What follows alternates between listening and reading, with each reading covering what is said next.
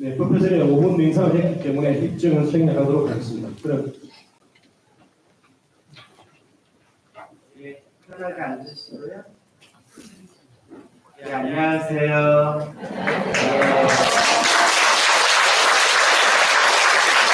오늘 초하루면서 1.5회가 있는 날이라 사람도 많이 오셨고 그리고 시간이 많이 지체됐어요. 그죠? 11시 40분에 법문이라고 들었는데 벌써 12시 반이에요. 제가 지금 밥 먹어야 할 시간인데 중심이 혼미해지고 있어요. 그래서 시간 관계상 오늘은 그냥 짧게 법문하도록 하겠습니다.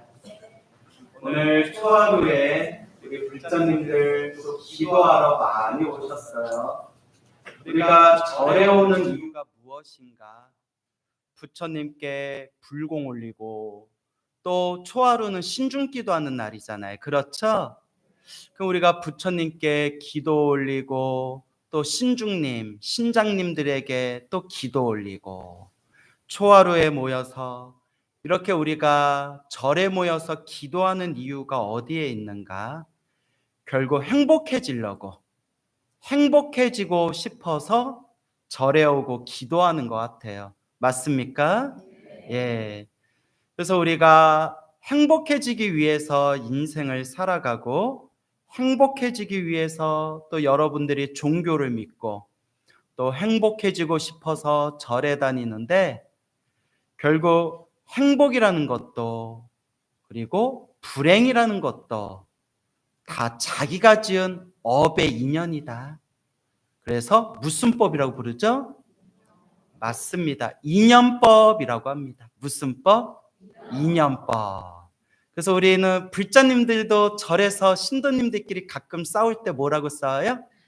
인연아 이러잖아요. 네. 인연법. 웃자고 한 얘기예요. 진지하게 이제 와서 인연 이러시고 계세요. 조금 한 템포 늦으시네요. 그래서 인연법, 다른 말로 인과법. 무슨 법? 자기가 지은 업의 인연대로 살아가요.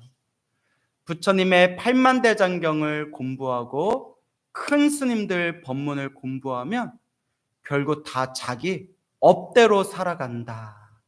다 자기가 지은 복대로 살아간다 라고 부처님께서 분명히 말씀하셨습니다. 오늘 신중기도, 초하루 신중기도 날이라서 갑자기 생각나는데 티베트에 몇백 년 전에 티베트에 어느 스님이 살고 있었대요. 근데 이 티베트에서 살고 있는 이 티베트 불교 이 스님께서 공부를 열심히 하는데 너무너무 가난했대요. 정말 끼니를 때우기도 어려울 정도로 너무너무 가난하고 항상 배가 고팠대요. 그래서 신장님한테 기도를 했대요. 신장님한테. 특히 사천왕 중에 다문천왕 들어보셨죠? 사천왕 중에 다문천왕이 재복을 상징한대요. 그래서 티베트 불교에서는 그렇게 재물이 필요할 때 사천왕, 특히 다문천왕한테 기도하는 방법이 있대요. 실제로. 또 오늘부터 나도 다문천왕한테 기도해야 되겠다. 오늘 신중기도 하셨으니까 우리는 대신 통으로 하잖아요. 자, 그래서 다문천왕 신장님께 열심히 기도를 했어요. 배가 고픕니다, 신장님. 내가 부처님 가르침 열심히 공부하고 있으니까 나에게 좀 복을 좀 주십시오. 복을 좀 주십시오. 간절하게 기도했는데 그 간절한 기도가 통했나 봐요. 꿈에 누가 나타났다? 꿈에? 그래서 또 광우 스님? 내가 갈 리는 없고 꿈에 신장님이 나타났대요. 꿈에 신장님이 딱 나타나서 스님, 요 아랫마을 몇 번째 집에 가면 큰 잔치가 있으니까 그때 가시면 끼니를 배부르게 밥을 자실 수 있을 겁니다. 내가 찜해뒀으니까 내일 아침에 눈 뜨자마자 묻지도 말고 따지지도 말고 아랫마을 몇째 집에 가십시오. 거기에 큰 잔치가 열립니다. 그 꿈을 꾸고 나서 야, 신장님이 영험이 있구나. 아유, 뭐 관세음보살, 지장보살 부르는 것보다 신장님 부르는 게 더 낫구나. 그러면서 그 다음 날 아침에 불이 나게 이제 바루를 들고 바리떼를 들고 꿈에서 신장님이 알려준 대로 그 아랫마을 몇째 집에 딱 갔는데 정말 큰 잔치를 벌이고 있는 거예요. 그러니까 남녀노소 할 것 없이 마을 사람들이 가서 푸짐하게 이제 밥상을 차려놓고 이제 밥을 잘 먹고 있는데 잔치집이니까. 그래서 자기가 그 잔치집에 딱 들어가려는 순간 어디서 소문이 들었는지 거짓대들이 거짓 수십 명이 우르르 몰려 들어가가지고 스님이 이리 치이고 저리 치여서 안에 들어가지 못했대요. 그 거지들 몇십 명이 이제 잔치집에 들어가려고 하니까 그 집을 지키고 있는 문지기가 안 되겠다. 이제 더 이상 사람 받으면 큰일 나겠다 싶어가지고 자, 밖에서 나눠줄 테니 밖에서 받는 걸로 만족하고 돌아가십시오 하고 문지기가 그 잔치집 대문 앞에서 거지들한테 이렇게 먹을 걸 나눠주는데 거지들한테 이리 치이고 저리 치였던 그 스님도 이렇게 떡 한 덩어리를 겨우 얻었대요. 떡 한 덩어리를 겨우 얻었는데 우리가 전문 용어로 뭐라고 하죠? 에게게 이러죠. 에게게. 그리고 절에 와가지고 그냥 그날 신장 욕을 버럭버럭 신장을 욕했대요. 이놈의 신장, 이 영혼 없는 신장, 사람을 골려? 잔치집에 가면 배불리 먹을 거라고 자기가 찜해놨다고 하더니 하여튼 이놈의 신장 아주 내가 그냥 하면서 막 욕을 했는데 여러분 신장님도 욕 함부로 하면 돼요 안 돼요? 나중에 큰일 나요. 그렇게 이제 막 욕을 했는데 그날 꿈에 또 누가 나타났어요? 신장님이 나타난 거예요. 그래도 그 스님이 수행을 기피한 도력이 있는 스님이었나 봐요. 신장님이 몇 번이나 나타났어요? 2번이나 나타났네요. 신장님이 딱 하고 나타나더니 스님한테 꿈에서 스님 억울합니다 라고 하더래요. 스님이 뭐가 억울하냐? 아니 그 잔치집에 가면 배불리 밥 먹을 수 있을 거라고 자리 찜해놨다더니 무슨 신장이 이렇게 영험이 없냐 하고 뭐라고 투덜투덜대니까 신장님이 막 억울한 표정을 지으면서 스님 내가 이 말까지는 안 하려고 했는데 스님이 복이 없어서 스님이 그런 걸 왜 나한테 그러냐고. 스님이 복이 없어서 스님이 이 고생하는 걸 왜 나한테 그러냐고. 그렇게 이제 대판 싸웠다는 거예요. 그러면서 신장이 하는 얘기가 스님이 너무 복이 없어서 스님이 전생부터 공부만 한다고 지어놓은 복이 없어가지고 이번 생에는 이렇게 사람으로 태어나 부처님 법을 만나 머리 깎고 출가해서 지혜 총명은 얻으셨지만 무엇은 얻었지만 지혜 총명은 얻었지만 전생부터 공부만 한다고 지어놓은 복이 없어서 내가 스님을 위해서 잔치집에 스님 자리를 찜해놨는데도 누가 복이 없어서? 스님이 복이 없어서 못 받아 먹은 겁니다 하면서 정말 억울하다는 표정을 지으면서 이렇게 얘기하더래요. 그래도 나도 놀래가지고 그나마 우리 스님 조금 더 먹이겠다고 내가 그래도 신통력을 부려서 스님 떡 한 덩어리에다 내가 꿀 한 방울 떨어뜨렸다고. 그래도 다른 거지들은 그 꿀 한 방울도 못 받아갔는데 내가 그래도 스님 꿀 한 방울 떨어뜨려 놨다고. 냄새 맡아보라고. 꿀꿀하니 꿀 냄새 난다고. 그러면서 잠에서 딱 깬 그 스님이 무릎을 탁 치면서 부처님께서 말씀하시길 다 자기 복대로 살아간다고 하더니 그 말이 한치도 거짓이었구나. 신장님이 나를 도와주려고 하는데도 누가 복이 없어서? 내가 복이 없어서 누가 받아먹지를 못하는구나? 내가 받아먹지를 못하는구나 라는 티베트 불교설화가 전해지고 있습니다. 남 얘기 같지 않죠? 남 얘기 같지 않죠? 예, 또 네 그러신다. 그러면 사람들이 이렇게 생각할 수 있어요. 스님, 결국 전생 업대로 살고 전생에 복대로 사는 거면 이번 생 기도할 필요가 뭐가 있고 염불할 필요가 뭐가 있고 부처님 불단에 공양 올릴 필요가 뭐가 있습니까? 이런 사람을 생각이 짧은 사람이라고 하는 거예요. 뭐가 짧은 사람? 생각이 짧은 사람. 그래서 큰 스님들이 뭐라고 하셨느냐? 야! 전생에 복을 안 지어서 지금 이렇게 살고 있으니 언제라도 지어야 된다? 지금이라도 지어야 다음 생은 편하게 살 거 아니냐? 무슨 말인지 알겠죠? 지금 지어야 내일이든 1년 후든 10년 후든 다음 생이든 다다음 생이든 내가 지은 복을 받아갈 거 아니냐. 언제 닦아야? 지금 닦아야. 그래서 여러분 닦아야 돼요. 뭐 해야 돼요? 닦아야 돼요. 결국 닦아야 합니다. 우리가 행복해지고 싶어서 절에 왔는데 우리가 불행에서 벗어나고 싶어서 절에 오고 부처님 가르침을 공부하는데 꼭 명심해야 될 게 있어요. 행복도 불행도 누가 지은 업이다? 딱 내가 지은 업대로 살아간대요. 참 희한해요. 딱 내가 지은 업대로 살아간대요.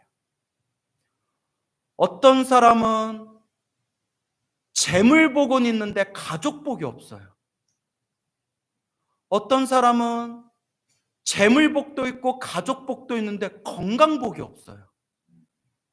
어떤 사람은 건강복도 있고 가족복도 있는데 재물복이 없어서 하루하루 힘들게 살아가요. 또 제가 실제로 뵌 분인데 아무것도 없고 건강복만 있어요. 막 앉아서 라면을 막 5개씩 끓여 드셔. 거사님 속이 괜찮으세요? 아유 나 하룻밤 자고 일어나면 쑥 꺼져요. 근데 뭐만 있어요? 건강복만 있어요. 참 희한해요. 중생들 살아가는 업보가 저마다 다 달라요. 그래서 경전에서 뭐라고 이야기하였느냐? 따라해 보세요. 업보 차별. 중생마다 이건 안 따라하셔도 되는데 그래 따라해도 좋죠. 중생마다 살아가는 업보에 뭐가 있다? 차별이 있다. 누구는 잘났고 누구는 못났고 누구는 잘 살고 누구는 못 살고 누구는 편안하고 누구는 힘들고 다 누가 지은 업이다? 다 내가 지은 업이다 라는 걸 딱 인정하는 순간 우리에게 이제 해답은 하나밖에 없어요. 뭐 해야 된다? 닦아야 한다. 결국 누가 닦아야 된다? 내가 닦아야 한다. 아시겠죠? 자기가 닦아야 돼요. 여러분 기도를 많이 해도 나쁜 일이 생기더라 안 생기더라? 생기더라. 기도를 많이 해도 나쁜 일이 생겨요. 여기서 부처님 가르침을 올바르게 공부하고 배우지 않으면 여기서 마음이 흔들리는 거예요. 내가 이렇게 절에 열심히 다니고 내가 이렇게 기도 열심히 했는데 왜 나한테 이런 일이 생기지? 아이고 영험 없다. 광우스님이 얘기한 가피 이야기 다 뻥이다. 이렇게 마음이 흔들리는 거예요. 근데 부처님이 분명히 말씀하셨어요. 큰 스님들이 분명히 말씀하셨어요. 2600년 전에 이미 부처님이 팔만대장경에서 다 말씀하셨어요. 기도하고 수행해도 나쁜 일이 생긴다 안 생긴다. 근데 그것도 누가 지은 업이다? 내가 지은 업이고. 자 여기서 이제 중요한 게 크게 받을 걸 어떻게 받는다? 작게 받는 도리가 있다. 크게 받는 걸 작게 받는다. 그래서 부처님 팔만대장경에도 나오고 용수보살 같은 큰 스님 법문에도 나오는 내용이지만 소금물에 대한 비유가 있어요. 무슨 물? 소금물에 대한 비유. 누가 질문을 던져요. 어차피 자기가 지은 업을 자기가 받는 건데 참회하고 수행하고 공덕을 지은들 무슨 필요가 있겠습니까? 이걸 숙명론이라고 해요. 무슨 론? 내가 지은 업보는 반드시 내가 받아야 된다. 이거는 변할 수가 없고 고칠 수가 없다. 이게 숙명론이에요. 불교도 업을 얘기하고 업보를 이야기하지만 숙명론은 아니에요. 그 지금의 업보를 지은 게 나지만 그 업보를, 내가 지은 업보를 바꾸는 것도 누가 바꿀 수 있다? 내가 바꿀 수 있다. 그래서 소금물에 대한 비유가 나와요. 컵에 소금이 담겨 있는데 컵에 담긴 소금을 그냥 먹으면 어떻게 될까요? 혀가 다 타버려요. 그 짠맛에 막 식도까지 다 타버려요. 그런데 소금이 담긴 컵에 물을 부으면 어떻게 될까요? 희석이 돼서 마시기가 훨씬 편하겠죠. 소금이 담긴 컵에 물을 많이 부을수록 어떻게 될까요? 물을 많이 부을수록 맞아요. 싱거워지고 물을 얼만큼 부었냐에 따라서 그냥 짭짤한 정도만 느끼고 그냥 편안하게 물을 마실 수가 있어요. 그죠? 그러면서 부처님이 이렇게 얘기하십니다. 우리가 지은 업보가 컵에 담긴 소금과 같다. 이거는 결국 내가 먹기는 먹어야 된다. 단 업장을 소멸하고 내가 지은 악업을 참회하고 수행을 하고 공덕을 닦으면 소금이 담긴 컵에 물을 붓는 것과 같아서 내 업장을 뭐 할 수가 있다? 내 업보를 희석시킬 수가 있다. 크게 받을 걸 어떻게 받는다? 작게 받는다. 컵에 담긴 소금을 먹는 것을 피할 수는 없지만 어떻게 먹을 수는 있다? 편하게 먹을 수는 있다. 이게 바로 크게 받을 업보를 작게 받는 도리가 있습니다. 어느 불자님이 있었는데 하루에 관세음보살을 몇천 번씩 하세요. 자영업을 하시는데 아무리 몸이 고되고 힘들어도 하루에 몇천 번씩 시간을 내가지고 짜투리 시간마다 몇천 번씩 관세음보살 하염없이 연불하는 불자님이 계시는데 사는 게 너무 힘들어요. 먹고 사는 것도 힘들지만 가족이 왼수예요. 누가 왼수예요? 가족이 왼수예요. 와, 진짜 전생에 온갖 빚쟁이들이 가족으로 다 만난 것 같아요. 남 얘기 같지 않은 분들 계시죠? 가족이 왼수예요. 정말 옆에서 이렇게 상담하고 이야기 들어보면 막 짠해요. 짠해요. 그날은 정말 간장을 안 먹어도 될 것 같아요. 짠해가지고, 짜가지고. 보살님, 이렇게 기도를 열심히 하고 연부를 열심히 하는데도 자꾸 힘들고 괴롭고 답답한 일들이 계속 생기는데 믿음이 흔들리지 않으세요? 부처님한테 서운한 마음 들지 않으세요? 딱 이렇게 얘기하시는 거예요. 스님, 제가 그나마 부처님 때문에 살아갑니다. 누구 때문에 살아갑니다? 부처님 때문에 살아갑니다. 제가 그나마 기도하고 관세음보살 연불해서 하루하루 그 힘으로 살아갑니다. 제가 부처님 법 안 만나고 매일매일 관세음보살 연불 안 했으면 저 벌써 죽었을 겁니다. 저 부처님 덕분에 살아갑니다. 그 말 듣고 이게 진짜 불자다. 이게 진짜 찐 불자다. 기도 좀 해서 나쁜 일 생겼다고 절에 가네 마네, 부처님 서운하네 마네, 부처님 섭섭하네 마네. 이런 불자는 불자가 아니에요. 불자예요. 훅 불면 날아가서 불자예요. 그런데 스님, 힘들고 괴롭고 답답할 때 제가 이렇게 염불하고 기도하면서 부처님 때문에 살아갑니다. 이게 찐불자예요. 그리고 이렇게 얘기하시더라고요. 스님이 법문에서 분명히 말씀하셨잖아요. 크게 받을 업보 작게 받고 있는 거라고. 이번 생에 이 빚을 다 녹여야죠 하면서 지금도 열심히 염불하고 있는 그런 찐 불자님이 계십니다. 어떻게 마음에 느껴지세요? 여러분 불자예요? 불자예요? 불자? 불자?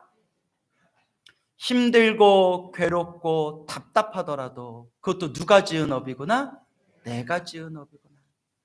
절에 열심히 다니고 기도 열심히 하고 공덕을 닦아도 나쁜 일이 생기더라 안 생기더라?